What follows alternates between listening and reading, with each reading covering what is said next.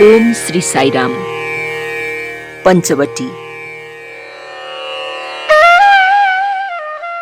त्यही गोदावरी तटमा पंचवटीमा रामले केही समय बिताउने निश्चय गरे।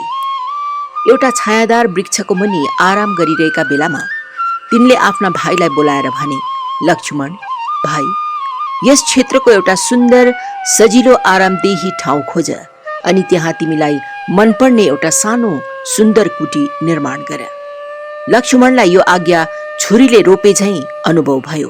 तिनले त्यो दुःख खप्न सकेनन्। दुःखले रुँदै रामको चरणमा परेर तिनले भने, यो क्रूर आज्ञा पाउनको निम्ति मैले कुन पाप गरे, त्यो भन्नुहोस्। तिनको यस्तो व्यवहार देखेर सीता औ राम छक्क परे।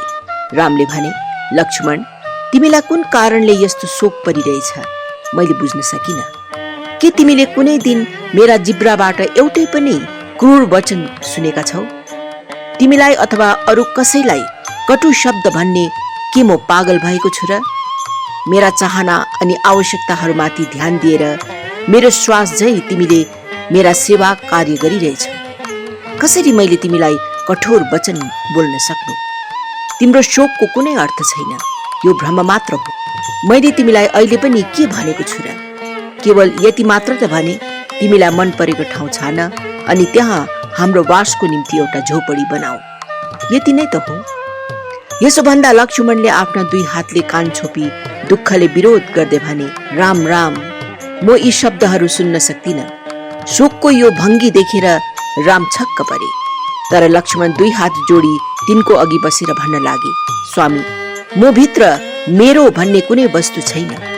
मेरो एउटै सम्पत्ति, मेरो एउटै आफ्नो भन्ने केवल सीता अनि राम मात्र छन्।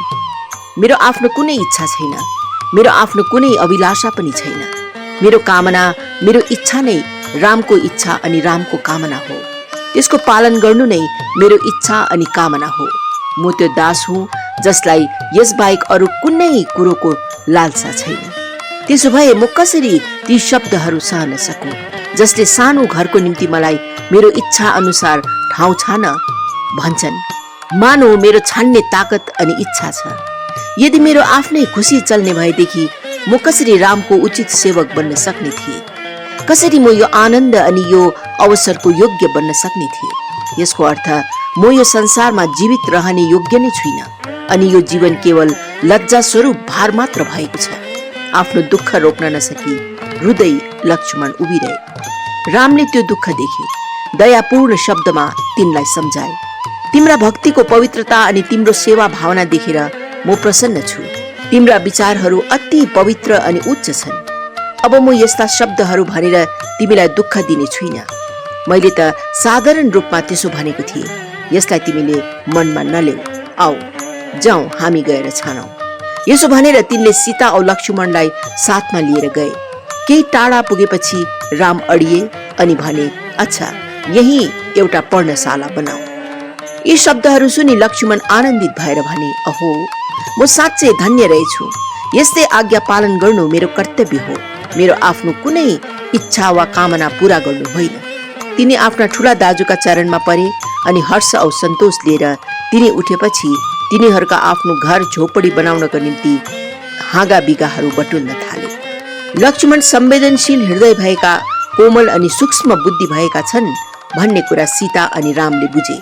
तिनको विश्वास औ भक्तिको गहिराई सम्झेर तिनीहरूले बडो आनन्द पाए। लक्ष्मण जस्ता भाइले रामको साथ दिएर तिनको यस्तो सेवा गरेकोले जंगलको जीवन अयोध्याको भन्दा पनि आनन्दमय भएको छ भनेर धेरै चोटि सीताले रामलाई भनेकी थिइन्। लक्ष्मणले बनाएको त्यो आश्रमको सौन्दर्य, त्यसको आकर्षक सादापन, सुविस्तादायक अनि प्रेरणापद उज्जवल पृष्ठभूमि देखेर सीता अनि राम मुग्ध भए।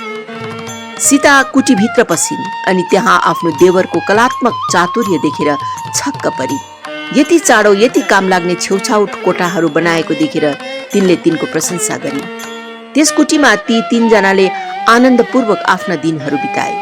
पंचवटीमा रामले आफ्नो डेरा बनाएर बसेका छन् अनि तिनको बस्ने घर तिनीहरूको जस्तै पराले छाप्रो छ भन्ने कुरा टाढा टाढासम्म फैलियो। यसर्थ प्रत्येक दिन त्यहाँ तपस्वीहरूको हुल आफ्नो श्रद्धा पोख्न आउन थाले। तिनीहरूले आफ्ना शिष्यहरू पनि आफूसँग ल्याए अनि तिनको दर्शन गरे। रामसँग सम्भाषण गर्दा तथा तिनले तिनीहरूसँग बोलिदिँदा तिनीहरूले आफैलाई बडो भाग्यमानी सम्झे। त्यसपछि तिनीहरू रामको प्रशंसा गर्दै मन नपरी आफ्नो आफ्नो आश्रममा फर्के। अरू धेरैजना आफ्ना मनमा लागेका शंकाको समाधान गर्न त्यहाँ आए। कतिले शास्त्रहरूको अर्थ जान्न चाहे, कतिले नैतिकता तथा रीतिथितिका नियमहरू जान्ने चेष्टा गरे, कतिले रामलाई तिनीहरूले पालन गरेका तपसी जीवनका व्यवहारहरू ठिक अनि लाभदायक छन् कि छैनन् भनेर बिन्ती गरे। राम सर्वधर्मका मालिक तथा जम्मै शास्त्रहरूका ज्ञाता हुनाले तिनीहरूले तिनका उत्तर अनि निर्देशनहरूमा सम्पूर्ण सन्तोष प्राप्त गरे। प्रत्येकको हृदय आनन्द अनि सन्तोषले परिपूर्ण भएको थियो। प्रश्न अनि उत्तरको बारेमा 4 थरीका प्रश्नहरू राम्ररी बुझ्नु आवश्यक छ। साधारणतः प्रश्नहरू 4 श्रेणीमा छुट्याइएका हुन्छन्: साधारण, निम्न, ग्रहणीय अनि प्रशंसनीय। ती प्रश्नहरू जसले केवल तर्क वितर्क उत्पन्न गरेर एका अर्काका हार गराउन चाहन्छ त्यस्ता प्रश्नहरू साधारण हुन्। केवल आफ्नो चालाकी प्रदर्शन गर्न चाहने प्रश्नहरू निम्न हुन्। ती प्रश्नहरू जसले प्रश्नकर्ताको बुद्धिमत्ता तथा युक्तियुक्तताको क्षमता प्रदर्शन गर्छ तिनीहरू तेस्रो श्रेणीका ग्रहणीय प्रश्नहरू हुन्। ती प्रश्नहरू जसद्वारा वास्तवमा आफ्नो शंका समाधान गर्नको निम्ति सोधिएका हुन्छन् तिनीहरू उच्च श्रेणीका प्रशंसनीय प्रश्नहरू हुन्। ती ऋषिमुनिहरू राम कहाँ यस्तै चौथो प्रकारका प्रश्नहरू लिएर आएका थिए। यसलाई भनिरहनु पर्ने कुनै आवश्यकता छैन। ती तपस्वीहरूलाई देखेर राम अनि लक्ष्मण हर्षले विभोर भए। रामले भनेका त्यति सरल अनि बुझ्नलाई त्यति सजिलो शास्त्रहरूमा लेखिए अनुसारका त्यति जटिलहीन आदर्शहरू सुनेर तिनीहरू धेरै प्रशंसा अनि कृतज्ञताले परिपूर्ण भए। प्रशंसा अनि स्तुति गर्दै तिनीहरूले भने, हे परम गुरु, हे सर्वज्ञाता, अतीत, वर्तमान अनि भविष्यका त्रिकालज्ञ, तपाईँ बाहेक अरू हाम्रा स्वामी अनि मोक्षदायक को हुन सक्छन्? तपाईँ हामी तपस्वीहरूका हृदयमा वास गर्नुहुन्छ। हाम्रो तपस्याको फलस्वरूप आज हामीले तपाईँलाई हामी माझ पाएका छौँ। ओहो, हामी कति भाग्यमानी रहेछौँ। हाम्रा इच्छाहरू कसरी परिपूर्ण भइरहेछन्। तिनको उपस्थितिबाट तिनीहरू मन लागि नलागी हर्ष औ विषादका मिश्रित आँसुहरू लिएर त्यहाँबाट बिदा लिए। कतिजना रामका कुटीदेखि पर छायादार वृक्षको मुनि बसेर त्यहाँबाट आश्रम नफर्कने निर्णय गरेर बसिरहे। वरपरबाट फल कन्दमूल खोजेर ल्याई रामको दर्शन गर्ने फेरि अरू मौकाहरू हेरेर तिनीहरू त्यही पर्खिरहे। राम कुटीदेखि कहिलेकाहीँ बाहिर निस्केर हिँड्दा तिनीहरूले त्यस वृक्ष वा झाडीहरूदेखि देखिएको त्यो अविस्मरणीय दृश्यले आफ्नो आँखालाई तृप्त गराउँथे। यसरी पूर्ण सन्तोषको साथ तिनीहरूले आफ्ना दिनहरू बिताए। जो तिनको उपस्थितिमा आए रामले तिनीहरूका हृदय चोरेर लगेका थिए। तिनको एकाग्र भक्तिमा लागेर तिनीहरू पागल समान भएका थिए। त्यसपछि अब तिनीहरूको निम्ति तिनको चेहराको तथा तिनको नाम स्मरणको ध्यान नै तपस्या स्वरूप भएको थियो। धर्म तथा आत्मिक अनुशासन बारे तिनले दिन रात तिनीहरूलाई शिक्षा दिन्थे। कतिचोटि तिनले लक्ष्मणलाई छेउमा बोलाएर भन्थे, भाइ, यस पवित्र कार्यको निम्ति आएर म कसरी अयोध्यामा बस्न सक्थे? त्यहाँबाट मैले कसरी रामायणका अरू अध्यायहरू जोड्न सक्थे? म यही उद्देश्यको निम्ति आएको हुँ। अबदेखि भक्त अनि साधुजनको संरक्षण औ समृद्धि हुनेछ अनि ती दुष्टहरू जसले संसारको शान्ति अनि कल्याणमा तथा धर्मपूर्ण व्यवहार अनि कार्यमा बाधा दिन्छन् तिनीहरूको संहार हुनेछ। यसरी तिनले आफ्नो निर्णय भाइलाई सुनाए अनि यस पृथ्वीमा तिनले अवतार लिएको अर्थ तथा तिनको संकल्प सम्बन्धमा बताए। कतिचोटि तिनले लक्ष्मणलाई आफ्नो शिक्षाको प्रचारको निम्ति तथा मानवताको उन्नतिको निम्ति वाहन स्वरूप बनाएर तिनलाई नैतिकताको आदर्श तथा यसको प्रसारको बारेमा तिनलाई शिक्षा दिए। एकचोटि तिनले भने, लक्ष्मण, यो शरीर प्रतिको मोह, कुनै वस्तुको मालिक हुने कुनै प्रकारको इच्छा, अहम भावले तिम्रो र मेरो भन्ने द्वन्द्वलाई बढाउँछ। त्यो बन्धन, जुन बन्धन एउटी स्त्री अनि पुरुष माझ बढ्छ, छोराछोरी तथा सम्पत्ति प्रति बढ्छ, तिनीहरू सब त्यही भूल भ्रम अर्थात् मायाको प्रतिफल हुन्। यो आधारभूत भ्रम माया बडो अचम्बको अनि रहस्यपूर्ण हुन्छ। मायाले जम्मै जड चेतन जगतमा तथा जम्मै प्रकारका जीवित वस्तुहरूमा आफ्नो राज्य जमाएको हुन्छ। 10 इन्द्रियहरूका 5 कर्मेन्द्रिय तथा 5 ज्ञानेन्द्रिय आफ्ना मूल देवताहरू हुन्छन्। मायाले त्यो प्रत्यक्ष भौतिक संसारलाई बुझेर त्यसैलाई साधन बनाएर त्यसबाट आनन्द पाउँदछन्। त्यस प्रकारका आनन्दको प्रत्येक वस्तु, प्रत्येक कण मायाद्वारा नै उत्पन्न गराइएको हुन्छ। यसर्थ ती भ्रमात्मक, क्षणिक अनि कृत्रिम हुन्छन्। मायाको दुई स्वरूप छन्। एउटा मायालाई विद्या माया भनिन्छ अनि अर्को हो अविद्या माया। यो अविद्या भन्ने माया बडो नराम्रो हुन्छ। यसले असीम कष्ट दिदछ।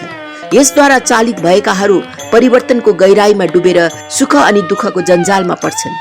विद्या भन्ने मायाले ईश्वरको प्रेरणा स्वरूप यो जगतको सृष्टि गरेको हुन्छ। कारण यो स्वयंको कुनै आन्तरिक निजी शक्ति हुँदैन। केवल ईश्वरको उपस्थितिमा मात्रै यसले 3 गुणले युक्त यो प्रपञ्च संसारको सृष्टि गर्न सक्छ। ती 3 गुणहरू सत्व, रजस अनि तामस हुन्, जो प्रत्येकले पृथक रूपमा अथवा सम्मिलित रूपमा जीवात्माको चरित्र निर्माण गरेको हुन्छ। सत्वको अर्थ समान, बराबर, ठिक्कको प्रवृत्ति, रजसको अर्थ आवेगपूर्ण क्रियाशील प्रवृत्ति तथा तामसको अर्थ बोधो अल्छे प्रवृत्तिको हुन्छ। जो वास्तवमा ज्ञानी हुन्छन्, जसले वास्तविकतालाई बुझेका हुन्छन्, तिनले जाति, वर्ण अनि समाजका बन्धन अनि अधिकारहरूलाई, उमेर अनि स्तरलाई त्यागेर ब्रह्माले सर्वस्व हुन् भन्ने निरन्तर चैतन्यमा जीवित रहन्छन्। यहाँ कुनै विभिन्नता एवं बहुरूपता हुँदैन। केवल उनै एक नै सत्य हुन् भन्ने कुरा तिनले बुझेका हुन्छन्। सर्वम खलु इदम ब्रह्मम नाइह नाना अस्ति किञ्चन। यो सम्पूर्ण जगत उही ब्रह्ममय हो। यस ब्रह्मा बाहेक अरू कुनै सत्ता छैन भन्ने कुरो तिनले जानेका हुन्छन्।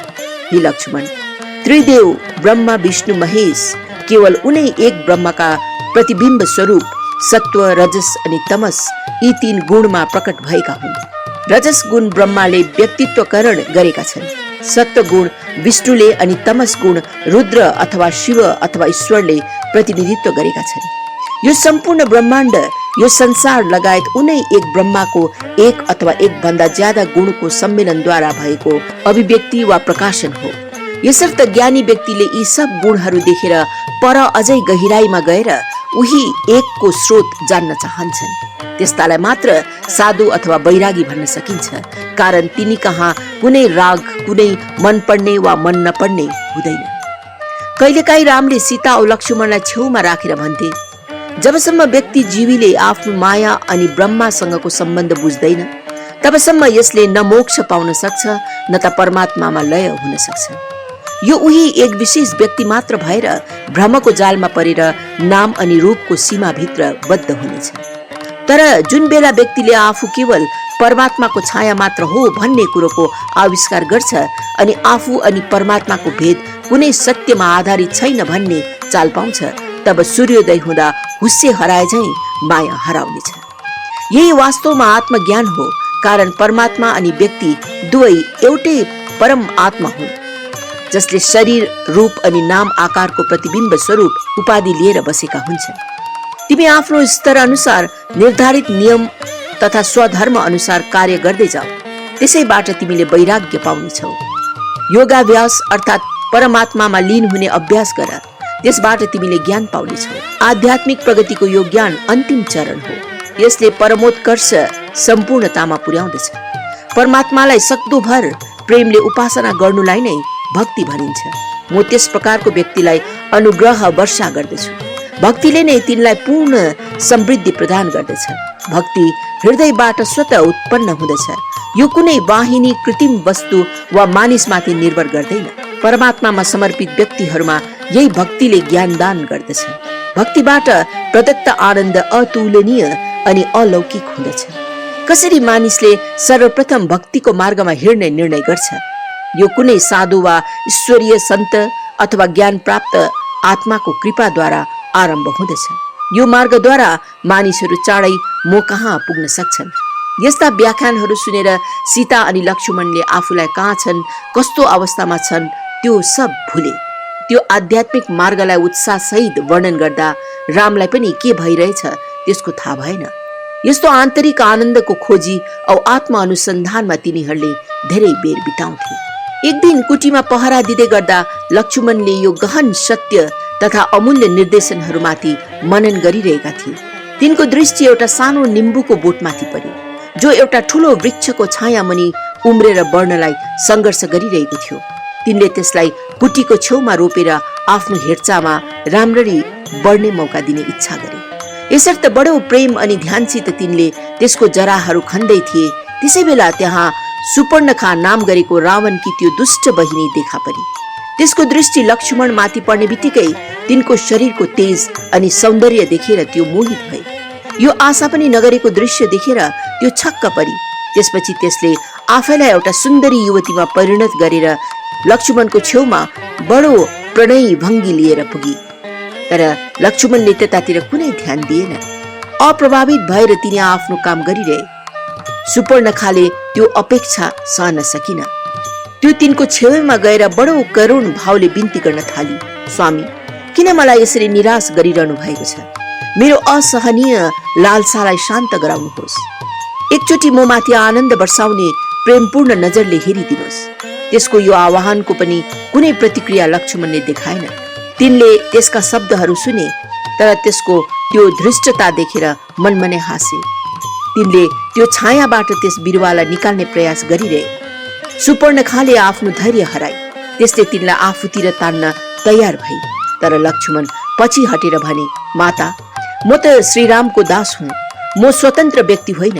म जे गरौं चाहे त्यो कति नै सानो काम किन नहोस्, त्यो म तिनको आज्ञाले मात्र गर्दछु। त्यसलाई सल्लाह दिने योजनाको यो केवल तिनको भूमिका मात्र थियो। तिनको शब्द सुनेर तथा कोसँग यिनी बात गरिरहेका छन् त्यो जान्ने उत्सुकता लिएर सीता अनि राम कुटीबाट बाहिर बगैँचामा आए। रामले सुपर्णखालाई देखे अनि तिनको समक्ष नै त्यो सुन्दरी युवतीमा परिणत भएको हो भनेर जाने। केही घटना घटिहाले पनि ती सबको निम्ति तिनी तयार भए। त्यसै बेला सुपर्णखाले लक्ष्मणलाई डरपोक, दुष्ट आदि अपशब्द भन्दै गाली गरी अनि तिनको यो प्रत्युत्तर नदिने व्यवहारलाई खिसी गर्दै हाँस्न थाली। त्यसले रामलाई देखेकी थिइन। त्यसको क्रोध अनि ध्यान जम्मै केवल लक्ष्मण माथि केन्द्रित थियो। तिनी अघि त्यसले बिन्ती गर्न थाली, हे अति सुन्दर मनमोहक, मलाई बिहे गरेर खुसी हो। म बडो निष्ठापूर्वक तिम्रो सेवा गरेर तिमीलाई आनन्द दिन सक्नेछु। लक्ष्मणले त्यसलाई यसो भनेर टाल्न चाहे। हे सुन्दरी, म त दास हुँ। यदि मैले तँलाई बिहे गरे भने तँ पनि दासी हुन्छेस। यसरी ठट्टा गर्दै ख्याल ख्यालैमा तिनले भने, अच्छा त, यी मेरा मालिक राम हुन्। यदि तैले यिनलाई बिहे गरिस् भने म तेरो दास हुनेछु। सुपर्णखाले तिनका शब्दहरूमा विश्वास गरी यो राम्रो व्यूह रचना हो भनेर सोची। लक्ष्मणले देखाएका कुटीतिर त्यो फर्की अनि ढोकाको छेउमा उभिएर त्यसलाई हेरेर सँगै हाँसिरहेका मध्ये एउटी अत्यन्त सुन्दरी रमणीको छेउमा सुन्दर पुरुषको प्रतिमूर्तिलाई देखी। आवेगपूर्ण प्रेमले सुपर्णखा पीडित थिए। त्यो रामको अघिल्तिर दौडेर गई दुखी भएर रुँदै बिन्ती गर्न थाली, हे प्रेमका देवता, सौन्दर्यका देवता, मलाई आफ्नो भनेर स्वीकार गर्नुहोस्। रामले पनि त्यस उपहासात्मक स्थितिको मजा लिन चाहे र भने, हे सुन्दरी स्त्री, म तँसँग बिहे गर्न सक्दिन, कारण मैले केवल एउटै स्त्रीसँग मात्र बिहे गर्ने प्रण गरेको छु। मेरी स्त्री यही छ। मेरो भाइ लक्ष्मण त्यही हो। उसको पनि पत्नी छ, तर तिनी यहाँ छैनन्। यसर्थ उसैसँग विवाह गरेर तेरो कामना पूरा गर। ऊ नै तेरो निम्ति उपयुक्त व्यक्ति हो, उसै कहाँ जा।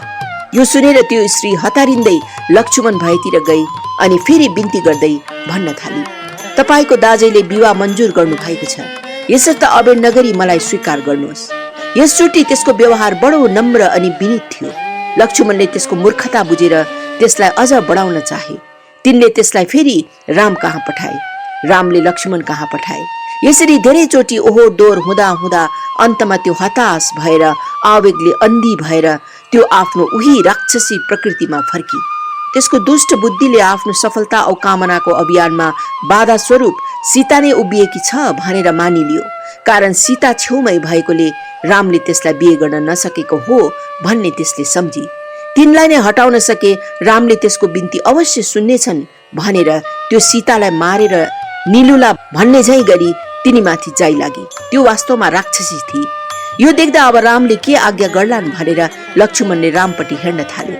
यो आइमाईले अतिक्रमण गरिसक्यो, अब यसलाई यही रोक्नुपर्छ भनेर रामले बुझे।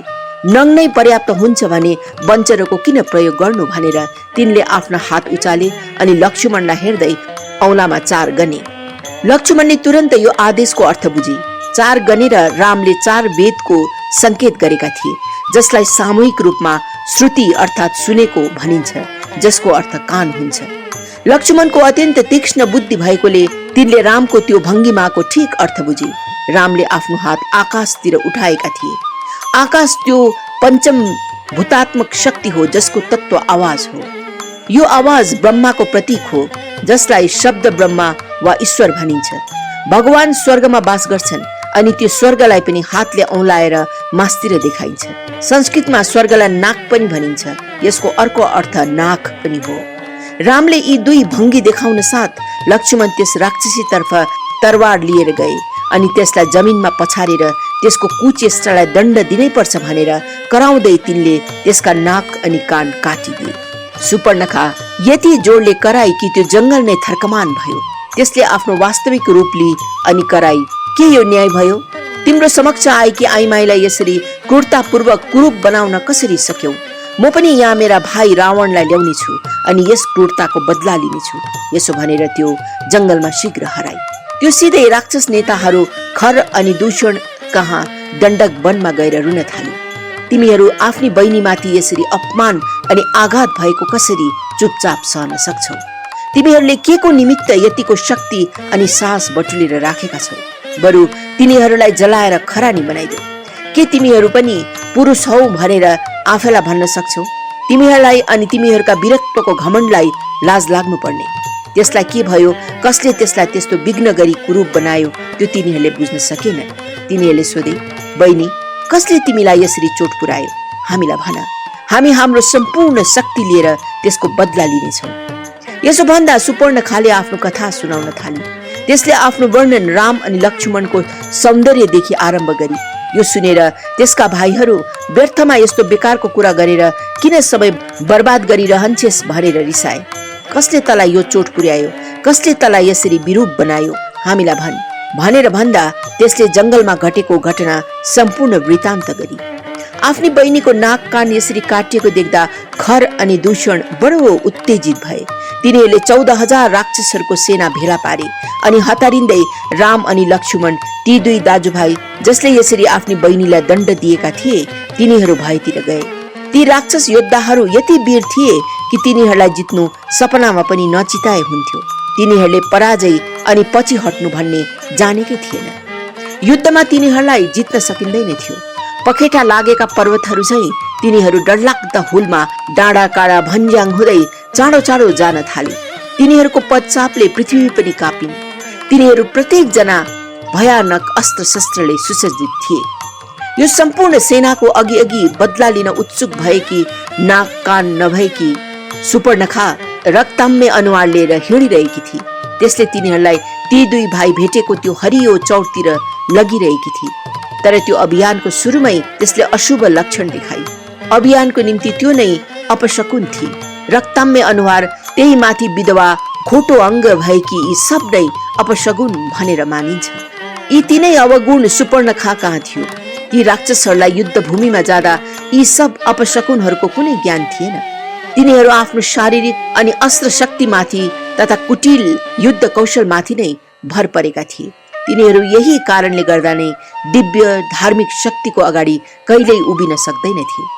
धर्म अनुसार भगवानको कृपाद्वारा उत्पन्न भएको शक्ति अगाडि कसले पो टिक्न सक्ने? तिनीहरूले कहिल्यै धर्म तथा दिव्यतामा ध्यान दिएनन्। तिनीहरूले जहिले पनि आफूलाई शारीरिक क्षमताले पूर्ण गराउनमा नै आफ्नो शक्ति अनि बुद्धि लगाए। आफ्नो अस्त्र, मांसपेशी तथा आफ्नो बदमाशी बठ्याइमा घमण्ड लिएर तिनीहरू ढोल बजाउँदै, सिंह जै गर्जन्दै, जंगली हात्तीहरू जै कराउँदै, आफ्नो आक्रमणको बारेमा चिच्याउँदै, जंगली प्रकारले जंगली नाच गर्दै तिनीहरू जंगलतिर अघि बढ्न लागे। तिनीहरूको यो आक्रमण एउटा भँगेरोले गिद्धमाथि आक्रमण गरेको जतिकै मात्र हो भनेर तिनीहरूलाई थाहै भएन। टाढैबाट सुपर्णखाले आफ्ना दाजुहरूलाई रामको आश्रम देखाई।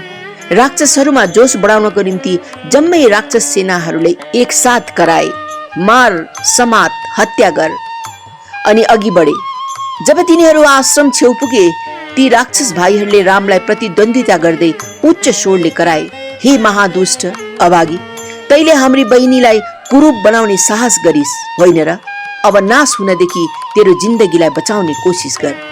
यिनीहरू आउँदैछन् भन्ने कुरा रामलाई थाहा थियो। तिनले लक्ष्मणलाई सीतालाई त्यहाँबाट हटाएर ओडारमा राख्ने अनि त्यसको रक्षा गर्ने निर्देशन दिए अनि भने, मेरो निम्ति रत्तिभर सुर्ता नगर्नु, मलाई केही हुने छैन। लक्ष्मणलाई रामको शक्ति थाहा थियो, यसर्थ तिनले आज्ञा पालन गरे। रामको विजय बारे तिनलाई कुनै प्रकारको सन्देह थिएन। तिनले सीतालाई ओडारतिर लगे अनि त्यहाँ राखेर आफू पनि त्यही धनुर्बाण लिएर तैनात भएर बसे।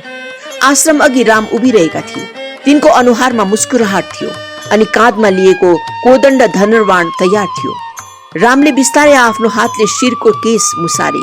ती राक्षसहरूले त्यस चुल्ठोबाट असंख्य आँखा पनि बन्द गरिदिने चम्किला विद्युत किरणहरू उत्पन्न भएका देखे। तिनका बाहुहरू असंख्य शिर भएका विराट सर्पहरू झैं देखा परे। सिंहले हात्तीलाई हेरे झैं आफ्नो निश्चित विजयमा दाँत देखाए झैं रामरूपी सिंहले भयभीत हात्तीको बथानलाई निर्मम भएर कराल रूप लिएर हेरिरहे। यही त्यो रूप बिगाडिदिने व्यक्ति हो, त्यसलाई समात, त्यसलाई मार भन्ने आवाज जोर जोरले आउन थाल्यो। त्यस आवाज अनुसारको कार्य गर्नको निम्ति कोही अगाडि बढ्न सकेन। तिनीहरूलाई कतिकै प्रोत्साहन दिए तापनि, कतिकै गजगजाए तापनि एकजनाले पनि रामको अघि जाने आँट गर्न सकेन। राक्षसहरूको चित्कार अनि दुर्वचनहरूले जंगल व्याप्त भयो। जंगली जानवरहरू डरले यताउता भागेर आश्रय खोज्न थाले। कति सीता भएको ओराटतिर गए। तिनीहरूको दुःखमा सहानुभूति गरेर तिनीहरूका भय अनि सुर्ता हरण गर्नलाई लक्ष्मणले तिनीहरूलाई भित्र जान दिए। तिनले तिनीहरूलाई आश्रय दिँदै स्वागत गरे, कारण तिनीहरूलाई अत्यन्त दुःख भएको छ भन्ने तिनलाई थाहा थियो। ती राक्षसहरू जसले रामलाई घेरेका थिए, तिनीहरू रामको सौन्दर्य देखेर यति मुग्ध भएका थिए कि तिनीहरू सब कुछ गर्न छोडेर केवल तिनको महिमा अनि सौन्दर्यलाई हेरिरहे। धेरैले तिनको कृपाको वर्णन गर्न थाले। कति तिनको प्रशंसा औ स्तुतिमा लीन भए। तिनीहरू जम्मै प्रेम एवं श्रद्धाद्वारा रामसँग सूत्रबद्ध भए। कसैले तिनीप्रति न त कुनै अस्त्र उठाउन सके, न उठाउन चाहे, न त क्रोधपूर्ण दृष्टिपात नै गर्न सके। सुपर्णखा पनि प्रशंसा गर्न थाली। छक्क परेर छेउमा उभिरहेका खर अनि दूषणलाई त्यसले भनी, दाजुहरू हो, हेर त, हाम्रा अघि कति अतुलनीय सौन्दर्य मूर्ति उभिरहेका छन्। मैले अहिलेसम्म यस्तो सौन्दर्य, यस्तो कृपा, यस्तो शुद्ध सामञ्जस्य तालमेल, यस्तो मधुर स्वरूप देखेकी थिइन। यिनलाई नमार, बरु यिनलाई जस्तो छन् त्यस्तै समातेर मेरो अघि उपस्थित गर। ती भाइहरू पनि त्यसरी नै मोहित भएका थिए। तिनीहरूले पनि भने, बहिनी, हामीले पनि यस्ता सौन्दर्यका प्रतिमूर्तिलाई कहिले देखेका थिएनौं। जति तिनको नजिक गयो उति चाँडो तिनले हामीलाई तिनीसँग बाँध्छन्, उति बेसी हामी तिनको सौन्दर्यदेखि मुग्ध हुन्छौं। तिनीप्रति हाम्रो क्रोध वा घृणाको बिन्दु मात्र पनि छैन। तिनलाई जति बेसी हेरिरह्यो उति बेसी आनन्द हामी भित्र उर्लेर आउँछ। सायद त्यहाँ बस्ने ऋषिहरूले अनुभव गर्ने आनन्द यस्तै होला। खरले रामसँग स्वयं बातचित गर्न चाहेन, यसर्थ तिनले एउटा दूत पठाएर तिनी को हुन्, तिनको नाम के हो, कहाँबाट आएका हुन्, किन जंगलमा पसेका हुन् अनि किन त्यहाँ बसेका हुन् इत्यादि प्रश्नको उत्तर जान्न पठायो। त्यो सन्देशवाहकले राम समक्ष गएर आदेश गरिएको अनुसार ती प्रश्नहरू रामको अघि प्रस्तुत गर्यो। त्यसको व्यवहार देखेर राम मुस्कुराए अनि भने, सुन साथी, म क्षत्रिय हुँ अनि म तिम्रा मालिक झैं जंगलमा जंगली जानवरहरूको शिकार गर्न आएको हुँ। मृत्युका देवतासँग पनि मलाई डर लाग्दैन। यदि तिम्रोमा शक्ति छ भन्ने भावना छ भने आऊ मसँग युद्ध गरेर जित, नत्र तिमीहरू प्रत्येक जना घर फर्केर जाऊ अनि आफूलाई नाश हुनदेखि बचाऊ। युद्ध क्षेत्रदेखि भागेर जानेलाई म मार्ने छुइन। यो खबर खर अनि दूषण कहाँ ठिकसँग पुग्यो। यो सुनेर ती दुई भाइहरूले आफ्ना अस्त्रहरू, भाला, वर्षा, धनुर्बाण उठाए अनि आकाश थर्कमान भइन्जेल चित्कार गरे। तिनीहरूले राममाथि आफ्नो अस्त्र प्रयोग गरे। रामले आफ्नो एउटै बाणले ती अस्त्रहरू टुक्रा टुक्रा पारिदिए। रामले हानेका अरू बाणहरूले तिनीहरू मध्ये आगो अनि बिजुलीले झैं उत्पात मचाए। यो आक्रमण थाम्न नसकी ती राक्षसहरूले हे माता, हे पिता, हाय हामीलाई बचाऊ भन्दै हताश हुँदै रुदै कराउन लागे। तिनीहरूलाई भागिरहेको देखेर खर, दूषण र तिनीहरूका कान्छा भाइ त्रिशिराले भने, राक्षसहरू हो, युद्धभूमिदेखि नभाग। जो भाग्छन् तिनीहरूलाई हाम्रै सेनाले त्यही नै मारिदिनेछन्। यसपछि आपस्तमा सल्लाह गरेर भने, ठिकै छ, अरूको हातबाट मर्नुभन्दा अथवा तिनको उपस्थितिदेखि अरू ठाउँमा मर्नुभन्दा रामको हातमा मर्नु नै बेस हो। यसर्थ तिनीहरू फेरि फर्केर आफ्नो आफ्नो ठाउँमा आए अनि राम उभिएका जग्गातिर अघि बढ्न थाले। तर तिनीहरू युद्ध गर्ने मनोवृत्तिमा नै थिएनन्। रामको व्यक्तिगत सौन्दर्य अनि उज्जवलतामा तिनीहरू यति मोहित भएका थिए कि तिनीहरू तिनको दिव्य सौन्दर्य हेरेको हेरे भए। यसैबीच रामले सम्मोहन बाण छोडी पठाए, जसको प्रभावले ती शत्रुहरू मोहित भएर अक्कबक्क भए। त्यसको फलस्वरूप प्रत्येक सैनिकले आफ्नै साथीलाई नाश गर्नुपर्ने शत्रु भनेर देख्न थाले। खर अनि दूषणले तिनीहरूलाई रामलाई मार्नु भनेर अराएका थिए। तिनीहरू राम यही हो भन्दै कराउँदै आपस्तमा खुसी साथ मारकाट गर्न थाले। यो समस्त ठाउँ राक्षसहरूका काटिएका हात खुट्टाले भरियो। जंगलमा रगतको खोलो बहन थाल्यो। गिद्ध कागहरू ती सडेका लासहरू खान भनी यताउता उड्न थाले। 14,000 राक्षसले त्यस दिन एक व्यक्तिको सामना गरे। ती प्रत्येक राक्षसहरू राम राम भन्दै भुइँमा लडे। खर औ दूषण पनि आफ्ना भक्त सेवकहरू सहित मरे। ती ऋषिमुनिहरू जसले यो डरलाग्दो दृश्य देखे, तिनीहरूले रामको अद्वितीय शक्ति देखेर हर्षित भए अनि यिनै निर्भीक नायकको हातमा रावणको पनि अन्त हुनेछ भन्ने तिनीहरूलाई निश्चय भयो।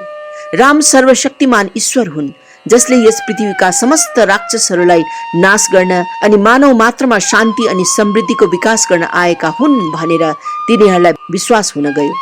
त्यो भयानक युद्ध सिद्धिएपछि सीता अनि लक्ष्मण रामको नजिकमा आएर तिनलाई प्रणाम गरे।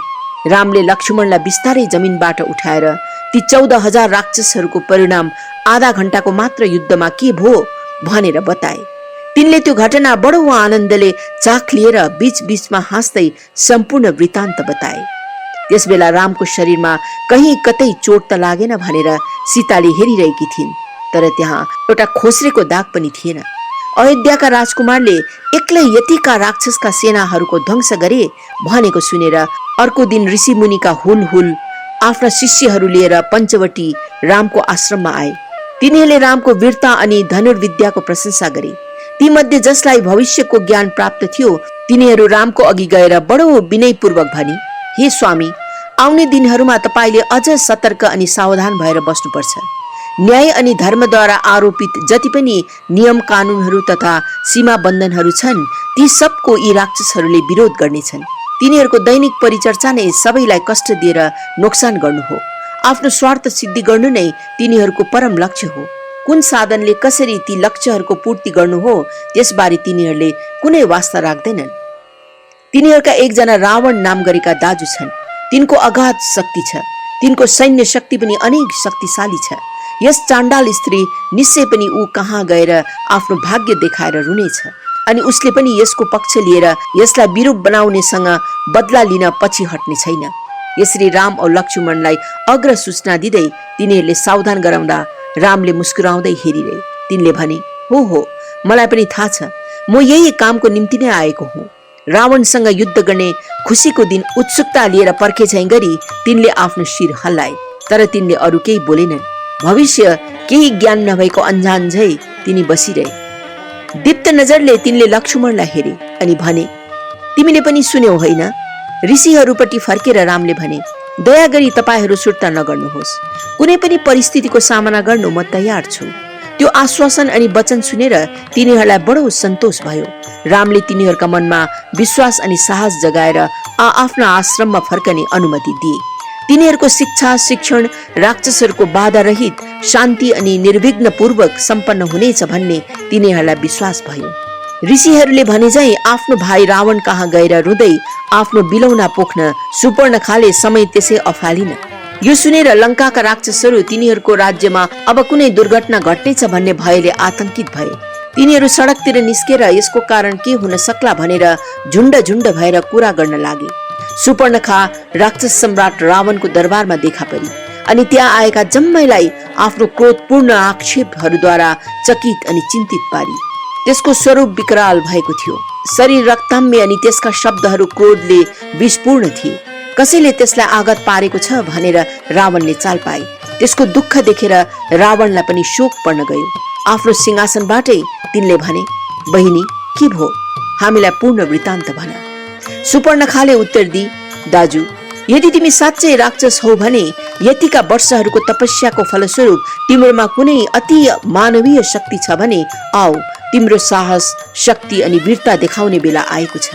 उठ, तिमीलाई पर्खेर बसेका विपदहरूको अवहेला नगर। मदले मन्दोन्मत भएझै जे हुन्छ सोही हुन नदेऊ। पञ्चवटीमा के भइरहेछ, को त्यहाँ आएको छ, किन, कुन कार्यको निम्ति आएको छ, ती सब बारे तिमीले कुनै ध्यान नै दिएका छैनौ। राक्षसहरूलाई नाश गर्ने निर्णय लिएर राजकुमारहरू दण्डक वनमा आएर बसेका छन्। तिनीहरूले लाखौं राक्षसहरूलाई जमिनमा सुताइसकेका छन्। खर अनि दूषण दाजुहरूलाई तिनीहरूले टुक्रा टुक्रा पारिसकेका छन्। तिनीहरूमाथि आक्रमण गर्ने लाखौंलाई तिनीहरूले आँखाको निमेष भरमा स्वाहा पारेका छन्। तिनीहरूको वीरता वर्णन गर्न नसकिनेछ। तिनीहरूको सौन्दर्य, अहो, यति बेला सुपर्णखा केही बेर थामी अनि त्यो दिव्य सौन्दर्य स्मरण गरेर केही क्षण चुप लागी। त्यसको कथा सुनेर रावणलाई अनियन्त्रित क्रोध आउन थाल्यो। तिनले दारा किटे अनि प्रतिद्वन्दिता गर्ने भावनाले आफ्नो जाँघमाथि हात बजार्न थाले। के ती दुष्टहरूले खर अनि दूषणलाई मारे? सायद तिनीहरूले मेरो पराक्रम अनि प्रतिकार विषयमा सुनेका छैनन्। आफ्ना युद्धहरूको अनि पराक्रमको विषयमा त्यहाँका उपस्थित मानिसहरूलाई सुनाउँदै रावणले आफ्नो गर्व गर्न थाल्यो। सुपर्णखाले बीचैमा भने, हे दुष्टताको पिण्ड, तिम्रा शिरमै तिम्रा शत्रुहरू नाच्न लागेका छन् अनि तिमी तिम्रो अपराजयताको गुणगान गर्दै यही कातर जस्तो बसिरहेका छौ। यो यस सिंहासनमा बस्ने लायक राजाको लक्षण होइन। सायद तिमीलाई थाहा छैन कि सन्यासीहरूको पतन आफ्नै साथीहरूद्वारा हुँदछ। राजाहरूको आफूले राखेका मन्त्रीहरूबाट नै पतन हुँदछ। प्रशंसाको लोभले नै ज्ञानको ह्रास हुँदछ। मदपानले लाजको भावना हराउँदछ। हे दाजै, अग्नि, रोग, शत्रु, सर्प अनि पापलाई तिनीहरू सानो अनि तुच्छ छन् भनेर कहिले हेला नगर। जब तिनीहरू बढ्ने छन् तिनीहरूले बडो क्षति पुर्याउनेछ। यसर्थ हतार गर, संकोच नमान। सुपर्णखाका यी शब्दहरूले रावणको कानमा विष हालिदियो। कुम्भकर्ण अर्को दाजु पनि त्यही उपस्थित थिए। तिनले हाँस्दै सुपर्णखालाई सोधे, बहिनी, कसले तिम्रो नाक अनि कान काटिदियो? जोडले रुँदै त्यसले भनी, हाय, यो दुष्ट काम तिनै राजकुमारहरूले गरेका हुन्। रावणले केही सम्झाएपछि सोधे, बहिनी, नाक अनुहारमा नै छ, कान त्यसको छेउपट्टि छ, यो एकैचोटि त नकाटिनु पर्ने। अब मलाई भन, के तिमी त्यस बेला सुतिरहेकी थियौ? यो छक्क पर्नुपर्ने कुरो हो। त्यहाँ उपस्थित मानिसहरू पनि यस्तो कसरी हुन सक्यो भनेर छक्क पर्न थाले। सुपर्णखाले भनी, दाजु, ती कोमल हातले मेरो शरीर स्पर्श गर्दा मैले मेरो शरीर छ भन्ने सम्पूर्ण ज्ञान हराएकी थिए। ती सौन्दर्यका सुन्दर रूपहरूलाई हेर्दा तिनीहरूले के गरिरहेछन् त्यसको चेतना नै मलाई भएन। ती राजकुमारहरूको दर्शनले म यति मोहित भएकी थिए कि मैले मेरो अनि मेरो वरिपरिको ज्ञान नै हराए। तिनीहरूसित वार्तालाप गर्दा जुन आनन्द पाए त्यसको म के वर्णन गरौं। तिनीहरू जहिले पनि हाँसेका हुन्छन्। तिनीहरूले यस बाहेक अरू कुनै प्रवृत्ति वा प्रतिक्रिया जान्दैनन्। तिनीहरूको सौन्दर्य देखेर पुरुष हृदय पनि मुग्ध हुन्छ। तिनीहरू साँच्चै प्रेमका देवताका प्रतिरूपहरू हुन्। त्यस्तो सौन्दर्य मैले अहिलेसम्म देखेकी छुइनँ। हाम्रो राक्षस शक्ति, हाम्रा दुष्ट चालहरू, हाम्रो असाधारण आकृति, हाम्रा नराम्रा रूपहरू, ती सबलाई धिक्कार छ। हामी साँच्चै घृणा योग्य छौं। केवल एकचोटि तिनीहरूलाई हेर। मैले भनेको ठिक रहेछ भनेर तिमीहरूले कसम खानेछौ। अरू के भन्नु? खर औ दूषण जो युद्ध भूमिमा मरे तिनीहरू पनि युद्ध गर्न चाहेका थिएनन्। तिनीहरूले विरोध गर्दै मलाई भनेका थिए, पवित्रता अनि सौन्दर्यताका यस्ता मूर्तिहरूप्रति हामीले शत्रुताको भावना कसरी ल्याउनु? दरबारमा जम्मा भएका मन्त्री दरबारियाहरूले छक्क परेर आनन्द लिँदै यो वर्णन सुने। यी शब्दहरूले रावणलाई पनि विस्मित बनायो। रामको त्यो छवि जसको वर्णन त्यसले गरी त्यसको स्मरण गर्दा तिनलाई पनि बडो आनन्द अनि शान्ति मिल्यो। मनभित्र कता कता तिनलाई पनि त्यो दिव्य सौन्दर्यको प्रतिमूर्तिलाई हेर्ने इच्छा उत्पन्न भयो। बहिनीको कुरा सुन्दा क्रोधले त्यो फन उठाएको सर्प पनि बिस्तारै शान्त भयो। शान्त भएर तिनले पञ्चवटीमा के भो त्यसको खोजी पत्ता लाउने निर्णय गरे। यसर्थ तिनले भने, बहिनी, के ती दुई दाजुभाइ पञ्चवटीमा एक्लै बसेका छन् अथवा अरू पनि तिनीहरूसँग छन्? के तिनीहरूका अनुयायी साथीहरू वा दरबारियाहरू छन्? सुपर्णखाले भनी, छैन। तिनीहरूका अंगरक्षक वा आफन्त वा योद्धाहरू कोही छैनन्। ती दुई मध्ये जेठा रामसँग एउटी स्त्री छन् जो असाध्य राम्री छन्। तिनीहरू भन्दा पनि सुन्दरी छन्। तिनलाई देख्दा स्वयं प्रेमकी देवीले मानव रूप लिएको झै देखिन्छ। यिनै स्त्रीसँग ती दुई भाइ पञ्चवटीमा बसेका छन् अनि स्वतन्त्र निर्भय भएर जंगलका भीर कन्दरातिर डुली हिँड्छन्। साँच्चै भन्नु हो भने मैले यस्तो स्त्री सौन्दर्य अहिलेसम्म देखेकी छुइनँ। यो पृथ्वीमा त के स्वर्गमा पनि तिनी जस्ती सुन्दरी छैन। समस्त लोक सुखिन भवन्तु।